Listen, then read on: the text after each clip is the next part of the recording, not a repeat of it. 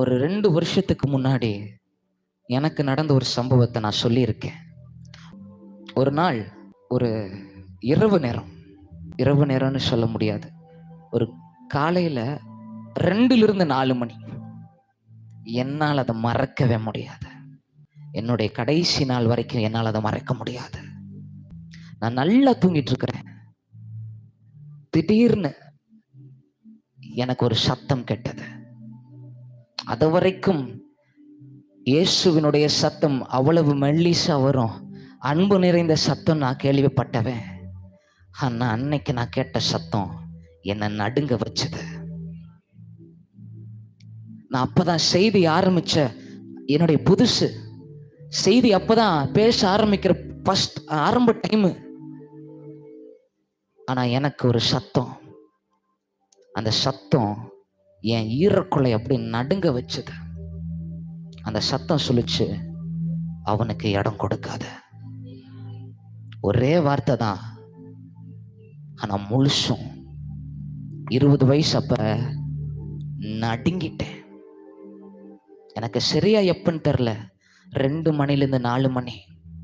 ஆனா அந்த சத்தம் என்னால மறக்கவே முடியாது. அந்த சத்தம் சொல்லுது, பிரதர், ஒரு இடி முழக்க சத்தம் மாதிரி பிரதர். அதை கேட்கிறவனால அவன் உடம்பே,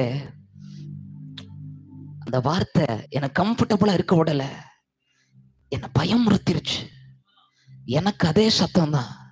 அந்த சத்தம் ஒரே ஒரு வார்த்தை, அவனுக்கு செவி கொடுக்காத. நான் சொல்றேன், அந்த வார்த்தை வந்தது. அது வரைக்கும் நான் நல்லா போயிட்டு இருந்தேன். நான் நல்ல ஆண்டவரோட உறவுல போயிட்டு இருந்தேன். ஆனா அந்த சத்தம் வந்ததுக்கு அப்புறம் அந்த வார்த்தையை நான் சீரியஸா எடுத்துக்காதனால நான் விட்ட பாவங்களுக்கு நான் திரும்ப அடிமையாக ஆரம்பிச்சேன்.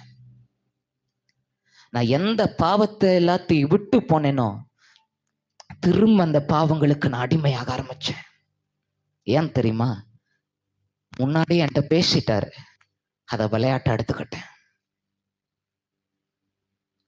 எடுத்துக்கிட்டேன். கடைசியில ஒரு டைம்ல நான் அவரை இழந்த மாதிரி ஆயிடுச்சு. நான் ஒன்று சொல்றேன், தேவ பிள்ளைகளே, சத்துருவுக்கு என்னைக்கு இடம் கொடுத்துறாதீங்க. அவனுக்கு நீங்க இடம் கொடுத்தீங்கன்னா ஆண்டவர் போயிடுவாரு. உங்க இருதயத்தில் இதை பதிச்சு வச்சுக்கோங்க. ஆண்டவர் எச்சரிக்கிறார்னால ஏதோ ஒண்ணு நடக்க போகுது.